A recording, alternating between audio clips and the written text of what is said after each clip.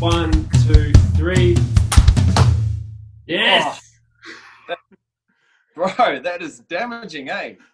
I've Ben. never used Zoom. Like it's obviously, I'm too old, bro. I'm too old. But this is much better than Skype and anything else that's FaceTiming at the moment, yeah?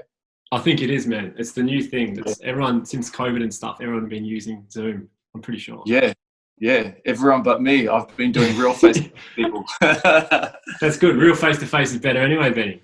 That's it, brother. Yeah. How are you, man, anyway? Good, man. Good. It's been a good week. Yeah, can't complain. Sun's been shining here in Perth, so we're pretty lucky, hey? Yeah. Beautiful weather here. And have you recently moved house? Yeah. So it hasn't been far, but we've sort of moved from the coast into Joondalup. And as you might know, like when you're moving houses, man, it can be quite stressful, and especially like nowadays we've got 3 kids, so you know the amount of boxes and stuff that has to be moved. I still haven't unpacked a lot of my gear, so yeah we're getting there, bro, but it's all good. That's sick, man. Yeah, that's probably one of the worst things ever is trying to move house. Yeah, can be pretty stressful. Yeah, bro, man. I want to. What's that, brother? How are you going? All good? Yeah, man. All good here, bro. Yeah, cruising. Yeah. Feeling good. Cool. Feeling pumped to have a chat to you. Thanks very much for taking your time, Benny, to have a chat this link. You're welcome.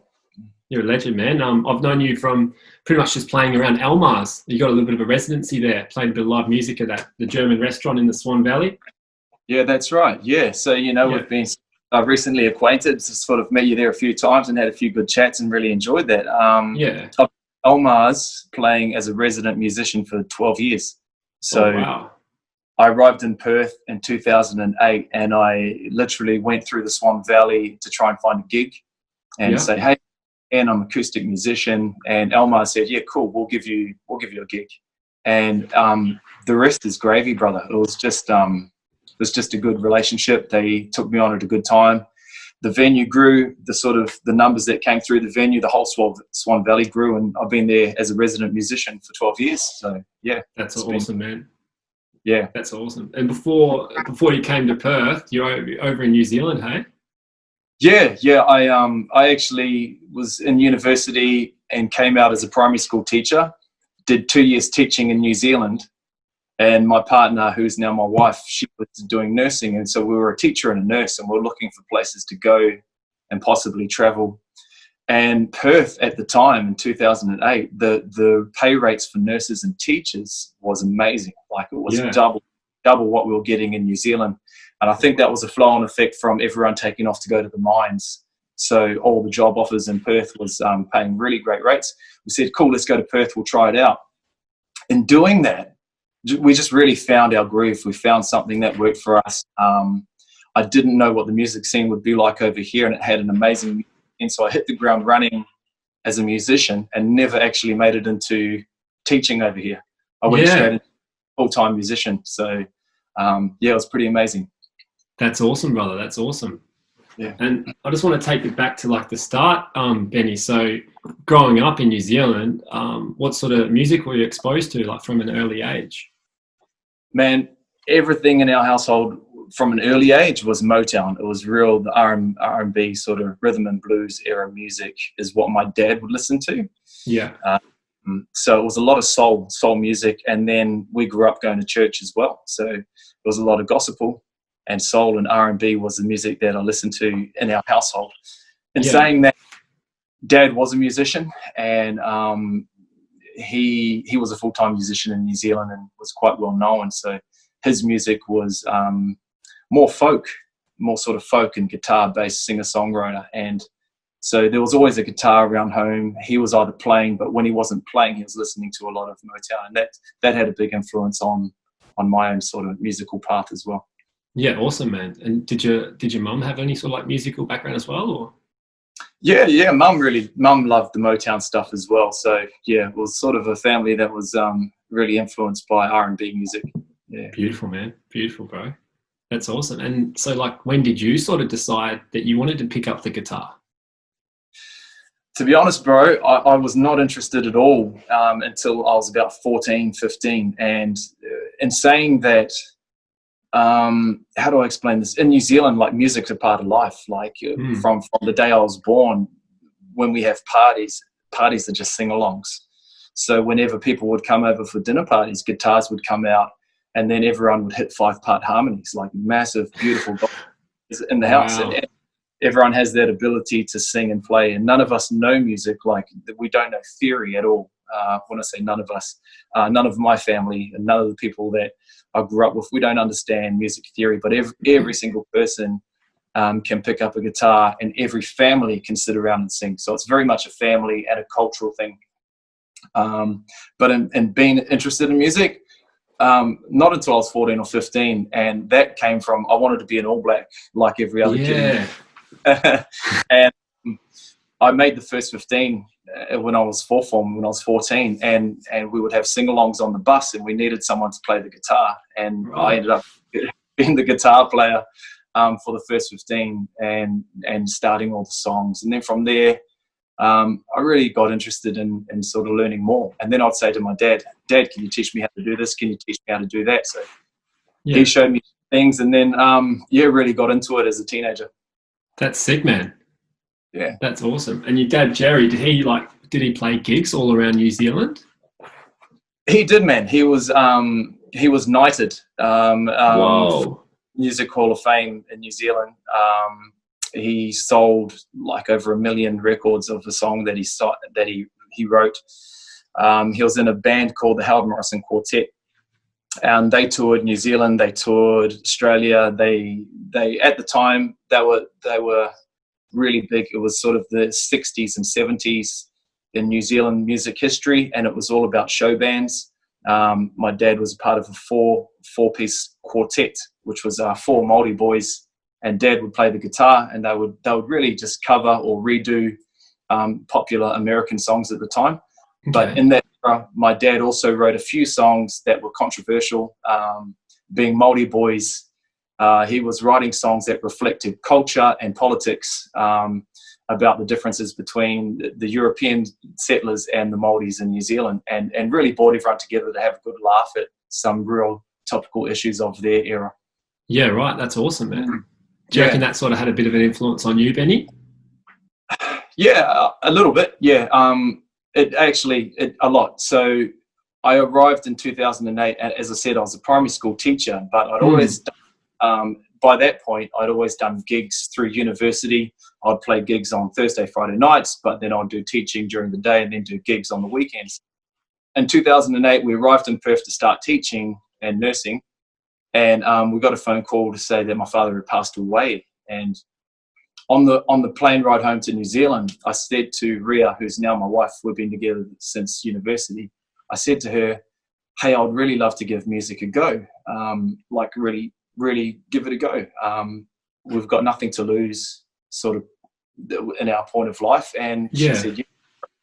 So I did. I really invested all my time and energy in chasing something that I thought might be a pipe dream.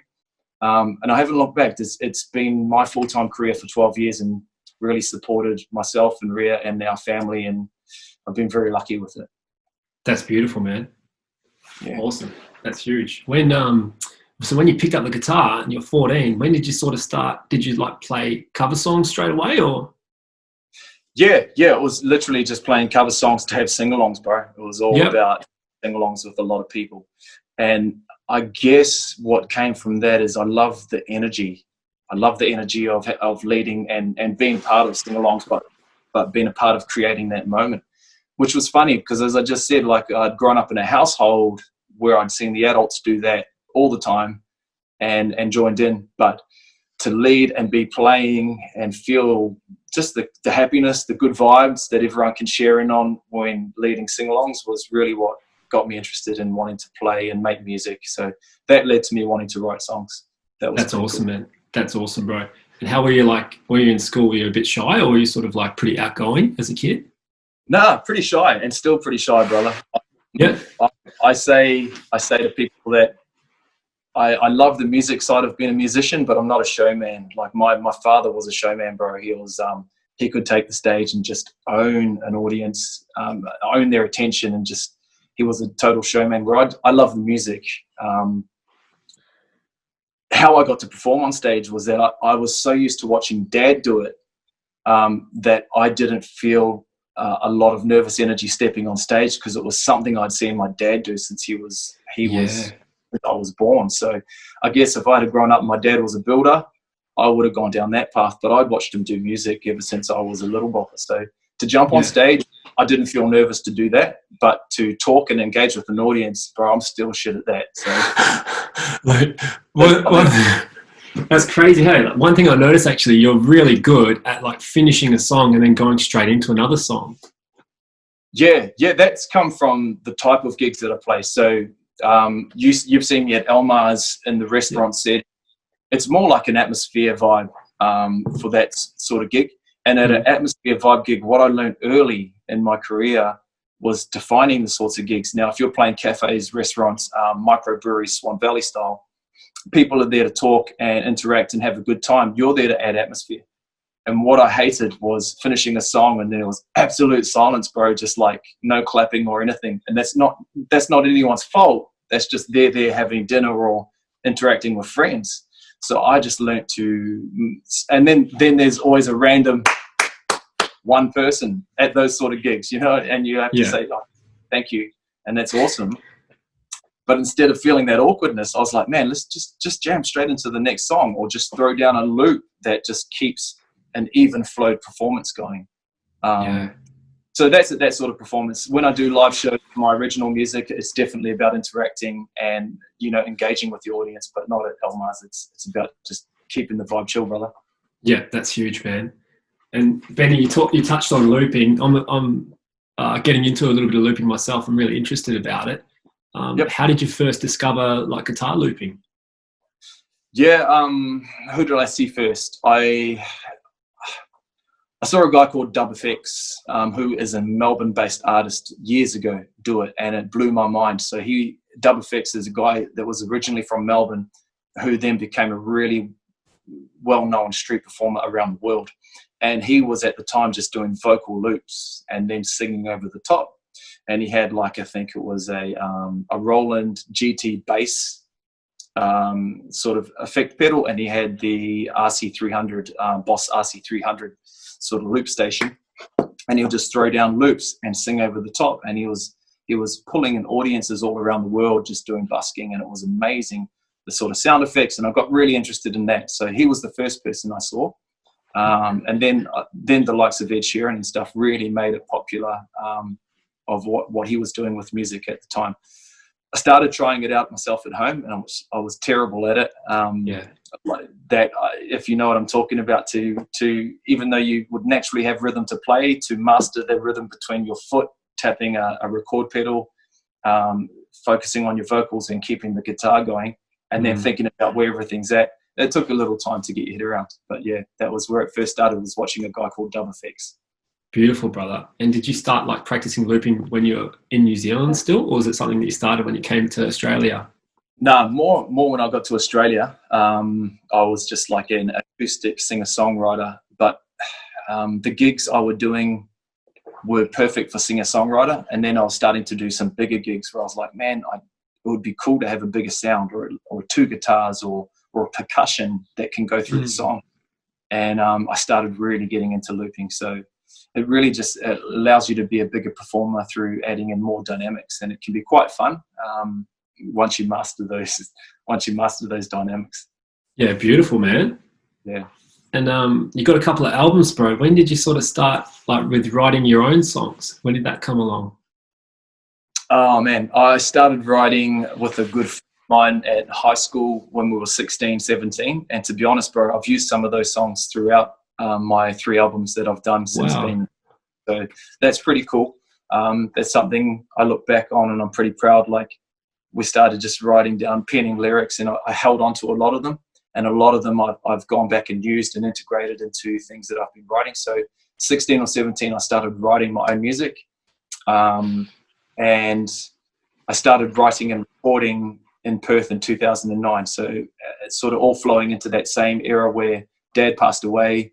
I said to my fiance, who's now my wife, I said to Ria, I'm going to give music a go. And I started recording original music. Yeah, so that was a really cool process. That's awesome, bro. And did you record your first album in Perth then? Yeah, I did my first album with Chad Blondell at the time Blondell Studios in, where was he? He was in like Mount Lawley. So there was a studio there in Mount Lawley, and man, it's one thing to do live music. It's another thing to go through that recording process, and that was such a buzz, bro. The first time you step into studios and you hear mixes getting played back and you're cutting and you're reshaping songs in a studio environment, that was a huge buzz. And sort of being early 20s at the time, man, we were doing like 24 hours of recording and then, sleeping for a day and then hitting it again, like going all through the day, all through the night. And just, it was such a creative process. I loved it. So Chad's done 3 albums with me. Yeah, I've done 3 albums with him. Oh, wow. Who he now owns Foxhole Studios, which is based in sort of Highgate area, which is really cool place. Yeah, nice, bro. And for like the drums and bass and stuff on your recordings, who did you sort of get to help you with that? Over the years, bro, I've just been really lucky meeting guys around Perth through the music scene. So through different gigs I've done, I've met a lot of guys and been lucky enough to have session players come in. For the very first album, Chad did a lot of the drums, bass and guitar extras that were on top of what I was doing. And then on the alternate albums, I've had Chris Webber come step in, who's a session drummer. I've had Lee Miller play bass and Adam Springhetti play bass on session stuff. And so just been really lucky to meet guys and have guys come in and out of the mix as a solo artist who is privileged and sort of meet good musicians, I guess. Yeah, that's awesome, bro. And if you got your guitar nearby, would you like to strum a little song for us, brother? Bro, I'd love to. Take some more audio on my end on this on GarageBand as well. But this is a song I did last year. It's called Bridges. So it was sort of just released onto my socials pages. It hasn't been recorded as such, but it sort of reflects where I'm at in life at the moment. Those different stages, I guess, as I said, those different stages of life and the challenges that have been thrown at my wife and I, and we always come out on top in terms of together, sort of got that solid foundation. And that's what this song is about, is, sticking together and seeing it out, bro, for the full ride. Yeah. It's beautiful, brother. All right.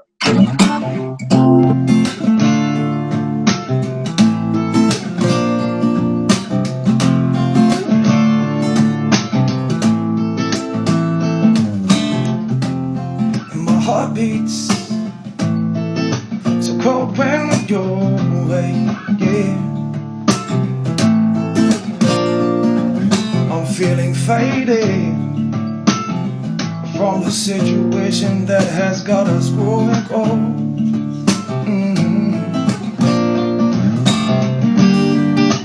Don't be afraid when we're falling down, 'cause it's deep in these moments we find ourselves. And breathe through that deluge when we're drowning out. And I won't ever walk away, yeah. If bridges burn, I will still stand with you. If love grows cold, I will be warm in you. If silence grows, I will be talking truth. If your world falls, I will be here to hold you. Yeah, yeah.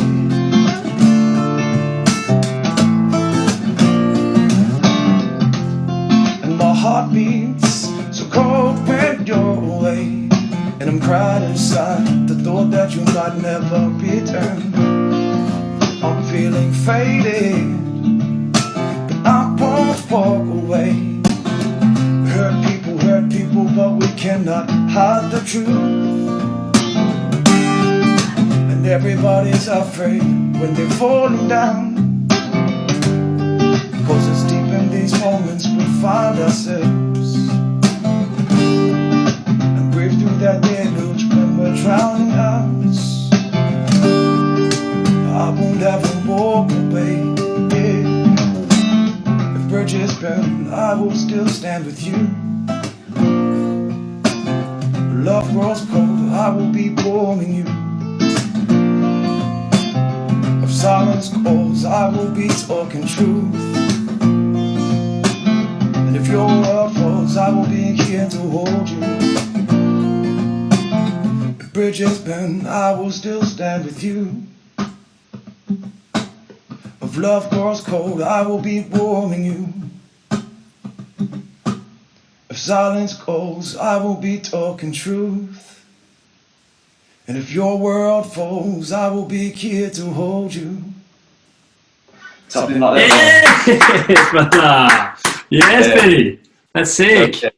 Yeah, it's I've never really sort of gone deep on writing deep emotional stuff that I put on my albums, but that'll be on the next album. It's just sort of raw and real, and sort of reflection of where I'm at in life now, I guess. Yeah, that's beautiful, brother.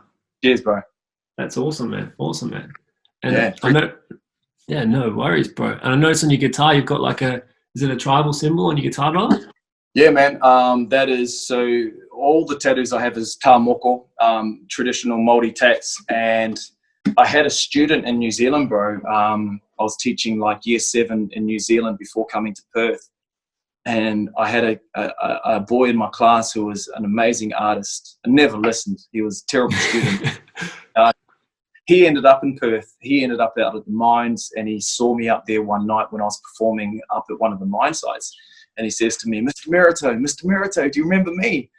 And I was just blown away. This kid was doing really well. And decline. Are you still there, bro? Am I back? Yeah, you're back. Wait, there was a phone call come through. This kid was doing really well, man, and he was still doing his art, which I was so stoked to see as well. I sort of encouraged him, said, man, you're amazing at that. You should do it. Yeah. And he grabbed my guitar. He said, I'd love to do something on one of your guitars. And he did the tā moko design based on my traditional tā moko tats that I have already sort of done on my arms. So it's pretty special, bro. It was the last guitar that my dad gave me, and I've had one of my students do tā moko on it. So it's my main gig guitar. Yeah, and just sort of has a whole lot of meaning for me as well. That's beautiful, brother. Cheers, bro. No worries, man. And is that like a Maiden guitar? Yeah, man. Fell in love with Matins. I saw Jack Johnson and Ben Harper live in New Zealand when I was a teenager, and they were both playing on Matins at the time. Wow. And I'm a rhythm guitarist, bro. I just play rhythm, really strong rhythm, and the Matins just a beautiful body guitar to sort of play on. So yeah. What are you jamming on, bro? What's the guitar that you sort of? I just got a Fender. I've got a little Fender guitar here, man. Yeah. And it was quite cheap. I got the pickup installed because I like the sound of it. And I normally play like in a 2-piece, like me and the Big Eagle. Yeah, cool. Yeah. So he raps and I sort of sing. I end up singing all the lyrics. Half the time he's running around the crowd just entertaining. He's pretty good value. But, cool. Yeah, we just like the sound of it and just installed the pickup on it, man. And yeah. What pickup did you get done on that? Oh, I don't know. I don't know if you can see it. It's like just inside here. Just like a bridge. Yeah. Because they usually come with like a fisherman pickup if it's one that already has one in it. Yeah. Yeah. Nah, this one doesn't. This one was just a normal acoustic. Yeah. Right. Okay. Yeah, bro. Cool. But yeah. What sort of, just going back to your looping, Benny? What's your setup when you're playing live? I still use a Boss RC300, which is the sort of it's the biggest unit that Boss does on a ground floor looping station. Yeah. I've tried the RC505, which is like a handheld unit. But yeah, go back to the Boss RC300. That's what I'm using. That's really cool, man. Although the Boss RC30 was pretty cool as well, which is I think we had a quick conversation about this on my dual looper.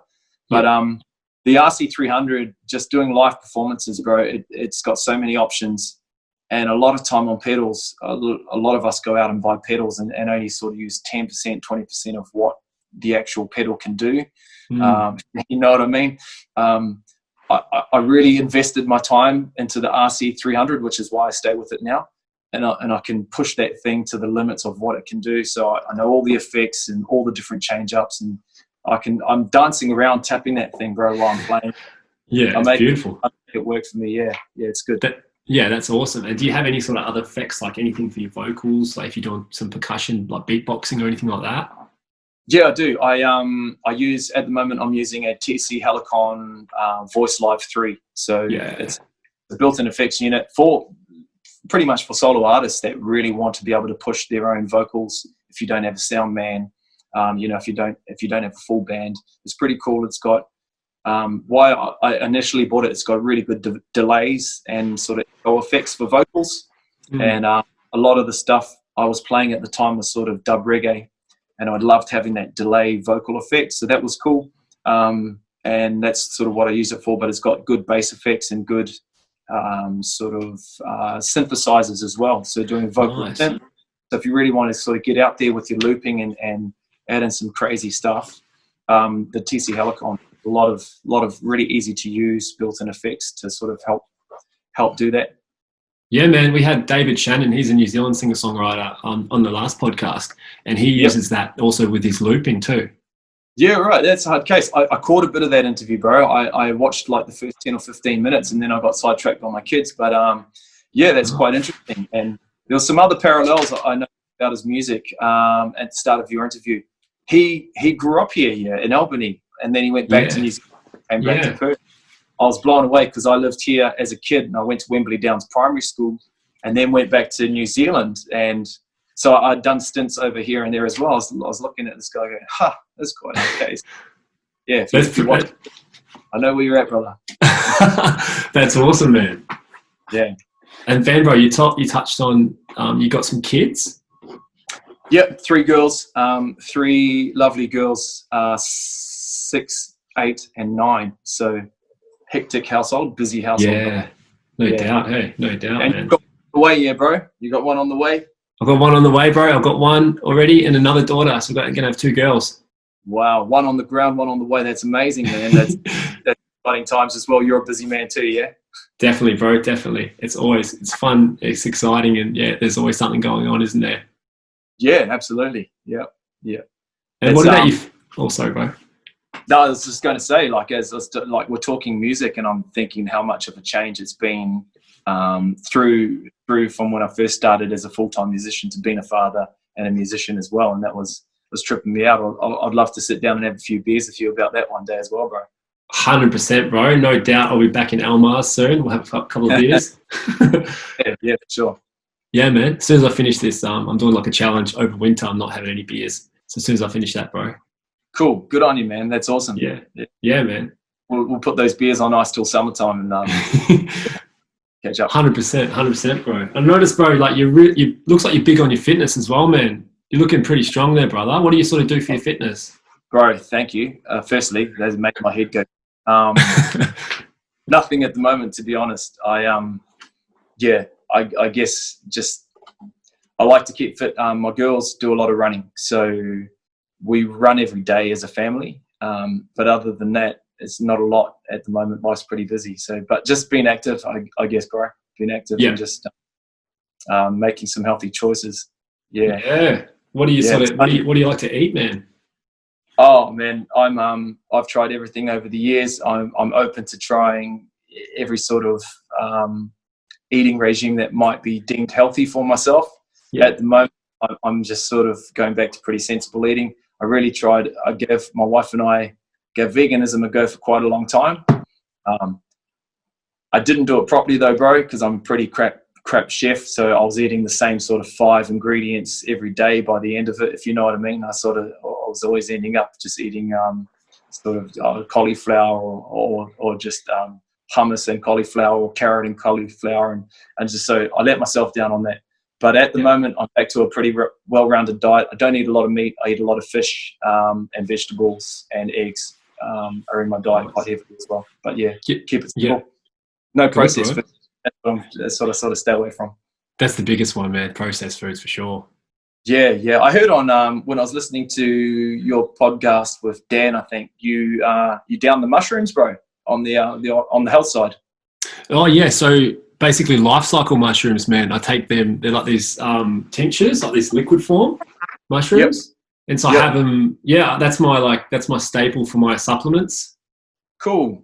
Yeah. How do you do that? Does that give you a lot of energy and Yeah, there's like in the morning I have a bit of quadriceps and lion's mane, and that sort of gives you a bit of energy and a bit of focus, gets the brain going. And and I have a bit of turkey tail, which is good for your immunity. Yeah, cool. So is that stuff you're getting here in Perth, or is that ordered? Yeah, no, it's a local company, man. I think they make them in Byron Bay, but one of the guys who created it, Ryan Creed, he's from Perth.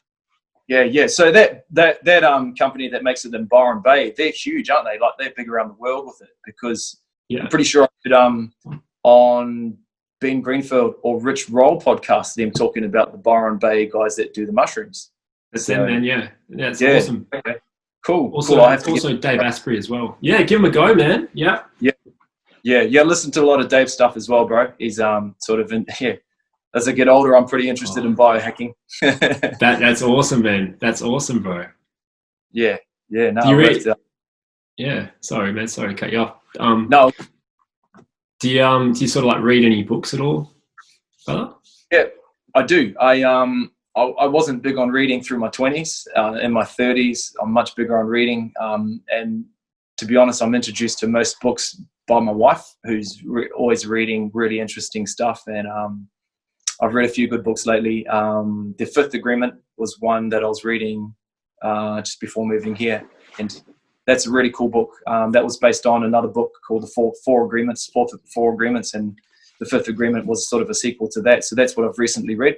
But my wife makes her way through most of the sort of top 100. And, if it's something she thinks might be really educational or good for me, or I might enjoy, she passes it on to me too. So I've enjoyed reading a lot of good books.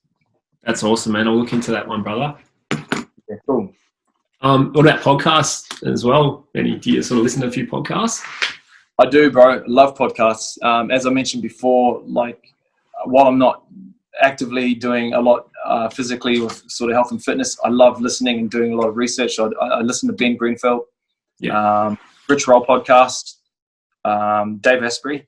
I listen to a lot of his stuff. Mind Pump is a pretty cool. It's a bit more social, but they have a lot of cool stuff on there as well. But yeah, those are sort of 4 ones that I rotate highly on my podcast. Yeah. Where do you like to listen to them? Do you like to go for a walk and listen to them, or? Yeah, well, my wife and I, we were training before COVID. We were about to do a 100K race, and it was our first ultra. Yeah, it was our first ultra marathon in the Blue Mountains. It was supposed to be in May this year. So we were training like mad dogs, bro. We were putting in hours and miles.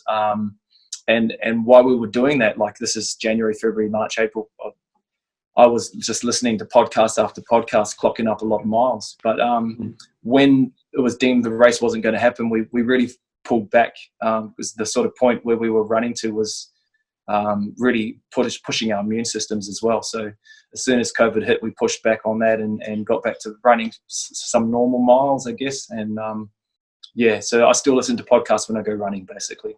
Beautiful, man. And do you sort of have like any like routines at all that you like to do, like anything first thing in the morning or anything like that? Man, I'm pretty big on stretching first thing in the morning, getting out of bed, and just sort of being mindful about how my day's going to go. So, mid-30s, 3 kids, and really busy lifestyle, you find you don't have a lot of time to yourself. We all pretty guilty of making our days pretty busy and pretty hectic if you don't take control of it. So I find by stretching and just taking that, getting up half an hour to 45 minutes before everyone else in my house and stretching and taking that time, that sets the tone of how my day's going to go, and really being able to visualize. So pretty big on that. That's been a really cool sort of routine. And then making sure I stay active with the girls basically nowadays, because that works together, is being able to spend good time with them and stay active. So we do a lot of running as a family. They're too big. Yeah, and just always being home at night time as much as possible. That's what I'd like to catch up with you one day. Just being a full-time musician, there are downsides of always being out at night time. So I don't take on a lot of late night gigs now. Always make sure that family's a priority. But those are sort of key sort of routines and structures I base my day around. That's beautiful, man. And do you sort of look after yourself in terms of sleep as well? Like, is there any things that you sort of look at with that? Yeah. So I guess we down tools in our household at 7 o'clock because that's the age of our girls. Everything's done by 7. We have quiet time together. And I guess my wife and I, on nights that I'm not gigging, we're in bed by 8. So we try and get that 7 to 8 hours every night. We get up really early in our household. And other routines. I do intermittent fast, actually, bro. I hadn't thought about that. Sort of always stayed to that. That seems to work for me. Again, tried lots over the years. Like tried lots of different things in regard to health, but intermittent fasting seems to work for me. So light sleep and then a small eating window. That's sick, man. Have you tried ketogenic as well? Have tried keto. That worked really well for me for a while. And then I found, again, I'm not great in the kitchen, and it's not something that I'm enthusiastic about to cook and have really good meals. So I find if I do anything that is structured, I end up on the same just small amount of foods or group of foods that I stick to, and then I do that for a long time, and I wear myself out on it. In saying that, keto is very open to what you can have, and the high fats works with me. So going high fat in my diet definitely works, and that's something I stick to nowadays as well. Black coffee, coconut oil, that sort of thing. It's definitely things of keto I've kept in. Yeah, beautiful, brother. Beautiful. Yeah. What about yourself? Where's your sort of eating at? Just out of interest, I just. Yeah. Really at the moment, I usually do vertical diet, which is like something that this guy called Stan Efferding invented. He's like the guy. He's the trainer from Thor, the guy from Game of Thrones. He's like the world's strongest man. Yep. Yeah, and so that's sort of pretty much the staple of that is steak and rice, and then add a couple other things like eggs, capsicum, spinach, and chicken stock for the collagen. And I've been doing that since September, and then next month I'm going to go carnivore. I'm going to go carnivore for August. Yeah, cool. Just all meat. Yeah, so just been going.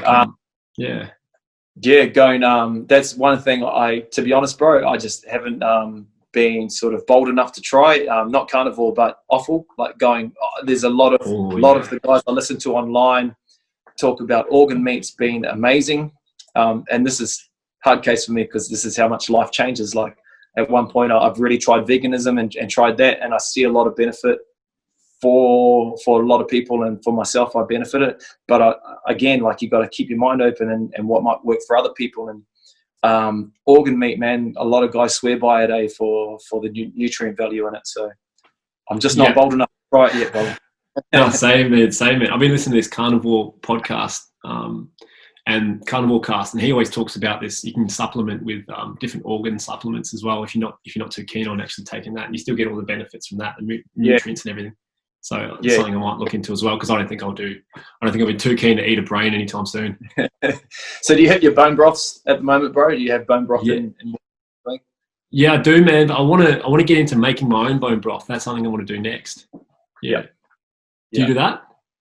Yeah, I buy the packet stuff for sure, bro. I buy it already powdered down and add it. But I like, again, not good in the kitchen, but it doesn't sound too hard to put bones into water, right? To trade it. So that's it. That's bro. great. Yeah. And I remember having a chat to you at Elmar's, and we were talking about, I hit you up on Instagram and I said, do you want to have like a chat? And you didn't respond, and I asked you about it, and you're like, yeah, man, I haven't really checked my social media for a few months now. I'm like, wow, that's awesome. Yeah. So I guess ages and stages, bro. At one point, as I said to you at Elmar's, at one point it was very important to me to be on socials working those angles for music. That's how I deemed it anyway. Like I was always on there for music, either posting songs or promoting gigs or doing all those important things as you have to do as a musician. I still don't downplay that. It's really important. But in this part of my life, family is much more important. And I found the two were sort of clashing. There was too much time involved in being on social media.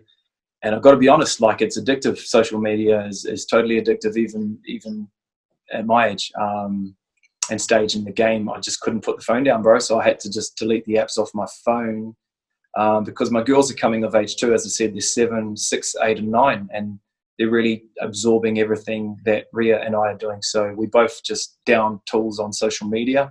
It's not a bad thing. It's an absolutely amazing thing, but in the stage of life that we're at now, it's not good. So it's we've got to sort of lead by example and want our girls to have real FaceTime with us, not just see us playing on a phone.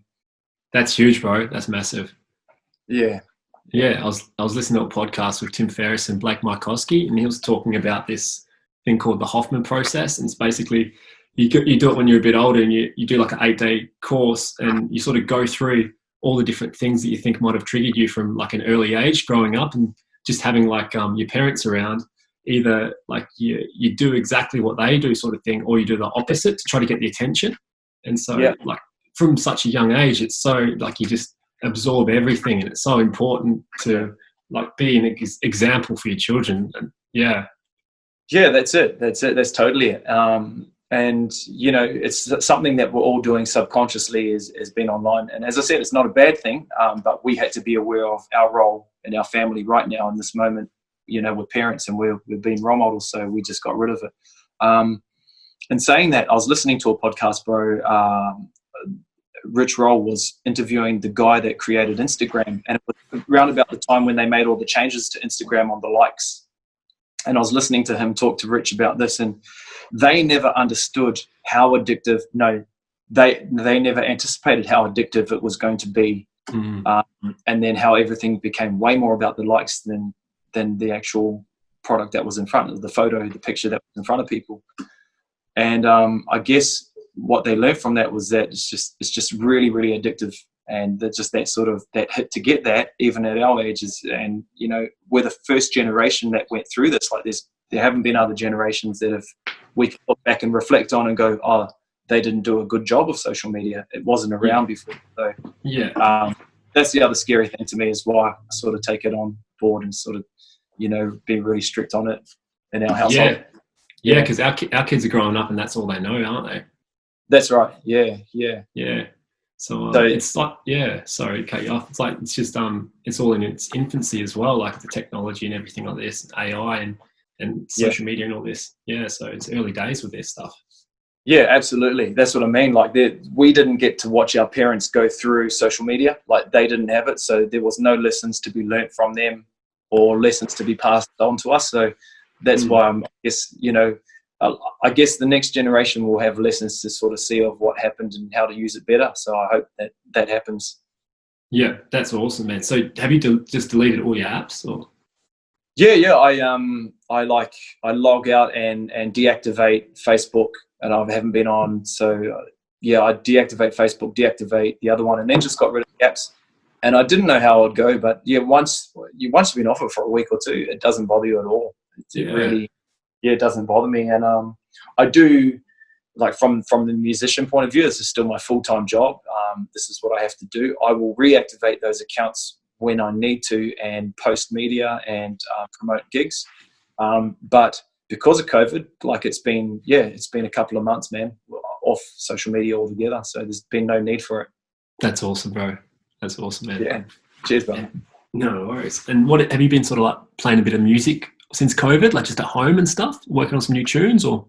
Yeah, man. I was just playing with the girls. What I did, I bought all my band gear home from different gigs. I have all my gear, my live gears all over Perth at different venues. Yeah. I bought it home and set it up at home in our loft, and the girls just went crazy on it, bro. Just stomp box and looping beats and doing vocal.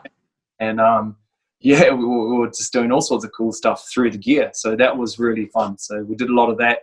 And then we had a time that we videoed a few of our songs together, me and the girls. So that was pretty cool. Yeah. That's cool, man. You have to make a little family album, brother.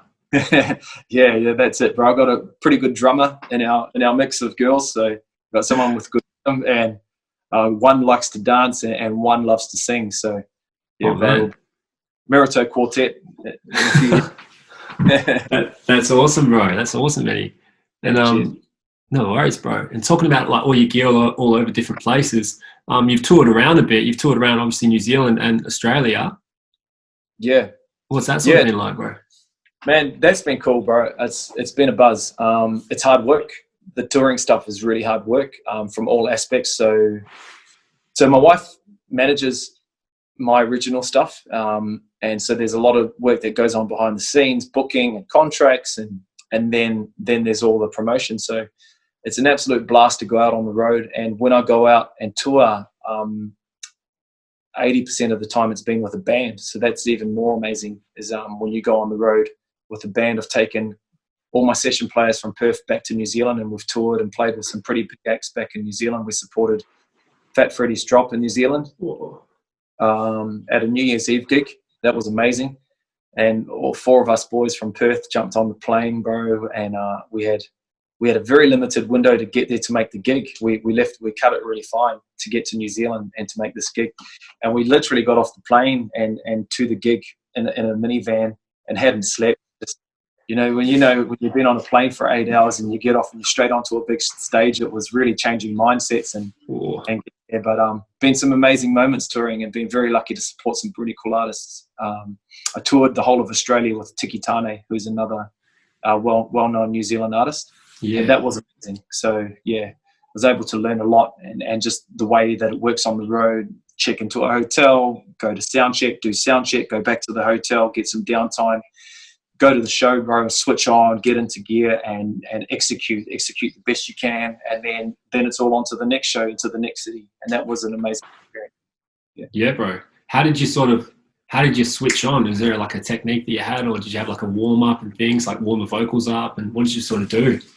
Yeah, I guess when you're doing the touring gigs, most of the time there's always a green room, a backstage, and it's about just not getting caught up in the hype and being able to sort of go to the green room, go to the back, get backstage, and just find some focus, bro.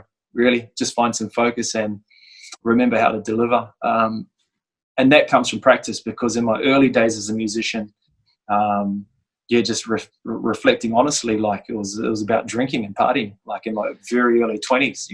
Every year I was so stoked to have a bar tab, bro, and just to be playing a guitar in front of people, and it was all about a party. The further I went on, it was more about executing great music. And hey, after so many bar tabs, bro, that gets pretty boring. You get more into the music and delivering a good show. So just with experience, I would say, brother. That's awesome, man. And that's it. And you realize like it's important, because you're sharing a moment with the audience, aren't you? And you want to give your best for them, because they've come to like see you or see the next act. So you want to be A1 as much as you can. That's right. Yeah, man. And then there's plenty of time to drink afterwards, and party afterwards if that's what you're into. But yeah, man, just finding quiet time. I always give gratitude, and personally, to sort of internalize how thankful that I am that I get to take the stage. Even at Elmar's, bro. Even when I'm playing to like 5 people at Elmar's, or 10,000 people at Red Hill, it's the same gratitude, man. You get to play music, and you're out here doing it, and in my case, luckily, I'm getting paid, really well to play, and I'm so grateful for that. So that goes through my head. So I just want to connect and do the best I can every time. That's beautiful, brother. Mm-mm. And cheers, no worries, man. And practicing gratitude, do you journal at all? We sit down every night as a family. I always try and find times to make the most of beat time effective, and I find it's much better in this stage of my life to sit down as a family, and we always go through 1 or 2 things that we've been grateful for in the day. And we sit down with each other. So it's all about practicing, because in this day and age, bro, the kids switch off pretty fast. It's not their fault. They switch off pretty fast. They're grown up in a world that doesn't communicate as well as what we grew up in. That's my personal opinion anyway. So turn off everything and say what we're grateful for every day. That's been pretty cool. That's the way I journal at the moment anyway. That's perfect, brother. That's awesome. Is that something you do just before dinner, or? No, just before bed, bro. I find dinner's always a pretty hectic time in our household. It's always pretty, we've all come in from somewhere, it can be. It's still quite high energy in our household at dinner, which is cool. We have good discussions at dinner, but we save our gratitude, like to reflect, that reflect moment around bedtime, because all 3 kids are going to bed at 7. So we sort of have that quiet time. They're starting to wind down, and we really reflect on the day. So get them talking about it, bro, and then it really helps me and Rhea as well to reflect on what we're grateful for, which is them, bro. Most of the time, just grateful to see that they're doing well. So yeah, that's awesome, man. That's awesome, brother. And it sounds like you've got like an awesome supportive missus as well, man. Do you want to talk a little bit about her, like how you first met and what's she like for you? I'm pretty lucky, bro. I'm pretty lucky. I was batting way out of my league. Didn't know if I had a shot, but I met Rhea at university when we were studying teaching and nursing, and I thought she was amazing, and I was lucky enough we went fishing. Actually, we went fishing with mutual friends and spent the weekend camping. And bro, I knew from that moment that I would chase, I would dig, I would do whatever to make myself available for that lady and win her over. So I did. Took a while. We were friends for a long time, and with the rest is history, man. Yeah, I guess I'm really grateful to her because she encouraged me to do music. She was my biggest supporter. I've never looked back because of that, and we've built a really good life around supporting each other and building each other's sort of dreams and what we chase in life. So yeah, all good, all the good stuff in life. Beautiful, man. That's awesome. Benny, I've only got a couple of questions left, man. If that's cool, we can wrap it up. Cool. I touched on before, like books. You mentioned The Fifth Agreement. Are there any other sort of books like you would recommend, maybe you'd gift to someone, or like 1 to 3 sort of favorite books for you, brother? Yeah. The book that I've gifted to a few people, and it's my favorite story, like the number one book that my wife introduced me to, and the story, it's called The Alchemist by Paulo Coelho. Yeah. I think pronunciation. Yeah. And I still listen to it. Like I've gone back. How I know it's my favorite is I've probably read it 3 times, the paperback, and I've listened to the audio book like 10 or 15 times. And for those people that don't know or haven't heard of this book, it's more like it's a story. It's a narrative, but it's like life lessons are threaded through this story. It's amazing. I really loved it. Yeah. Yeah, bro. Yeah, I've got that book. I'm waiting until Ella's a bit older, my daughter, and I want to read it to her, so I have that experience with her for the first time. Cool. But yeah. I got it because I heard a Macklemore song and he mentioned it.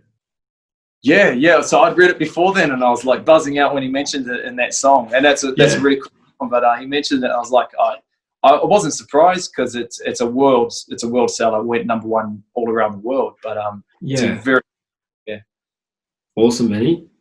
Another question I've got, brother, is like what are 3 values that you sort of live by? If you can think of 3. Oh man, that's a good one. Are you there, bro? Sorry, yeah. I'm receiving most nights of the week. I don't receive calls at this time of night, but people must know that I'm on Zoom talking to you, bro. Yeah. Values to live by, bro. To be honest, they've sort of shifted sideways as the years have gone by. In my 20s, I would have said, being bold and going out and chasing what you want, dreams and stuff. But right now in life, the values that I live by is being grateful, gratitude. Practice that daily because that'll just give you a whole different outlook on anything that you are approaching or dealing with in the current situation. That's what I believe anyway. If you can always be grateful or glass half full, you'll see everything differently. Mm. The second one is I want to leave giving more than taking. So I mean that in the word of being a family man, just more time, like being in service of others. And that's an age and stage thing. Like in my 20s, I wanted a lot, but in my 30s, I want to give more, like give more time to the girls or meet a cool guy at Elmar's. And if he wants to do a podcast, make time and do this. It's all about giving more than what you receive and not expecting anything from it. Yeah. That's where I'm at now. And it's a good one that's what works for me. And that's one of my main sort of beliefs. Yeah. And the other one is just always be patient.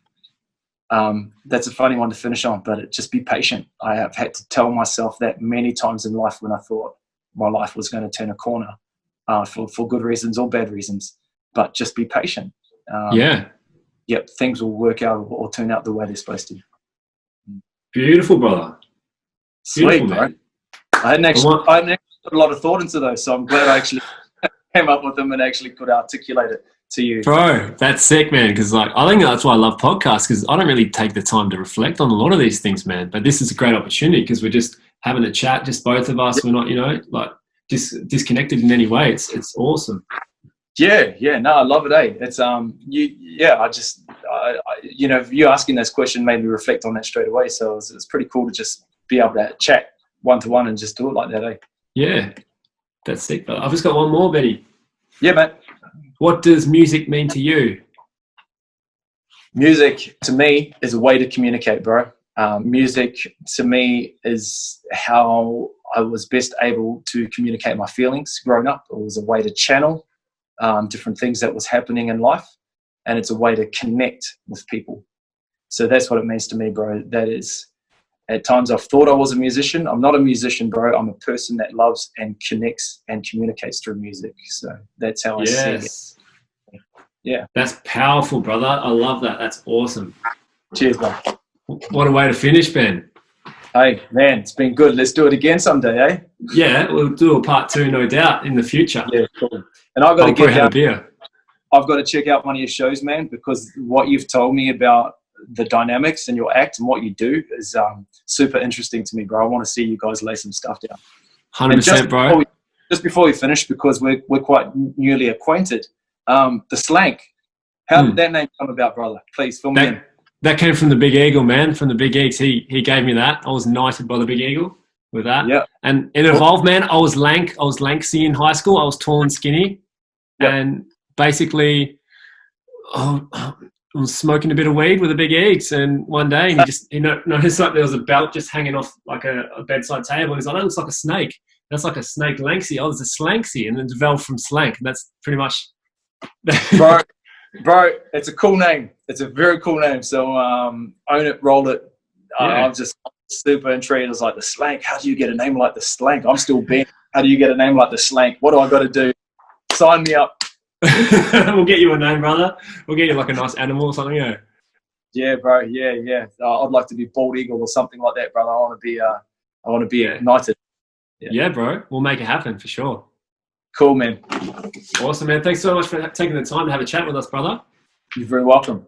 And any more gigs coming up? You playing obviously Elmar's residency? Man, there's a few things in the pipeline that I can't talk about yet. It's all COVID related. I'll be at Elmar's. I'm very grateful to have Elmar's as a resident gig in Perth. So that's always my go-to. That's been sort of the backbone of being a full-time musician for me. And as we progress into summertime, I'm going to jump back on socials and promote where and when I'll be at doing different things. Perfect, man. No worries. Look forward to hearing it. And obviously we can find you on Instagram, YouTube, Facebook, everywhere. Yep, you can. I won't be there for a while until things get back to normal and I have got a reason to be online. But I am there. You can find me there. Find all the stuff I've done in the past and all the songs. I throw everything up. All my songs are all on socials. So yeah, beautiful, man. Beautiful. Yes. Thanks very much, brother. I appreciate it. Have a good night. Good talking to you, bro. Take care. You too, bro. I'll talk to you soon. Yes, boy. Peace.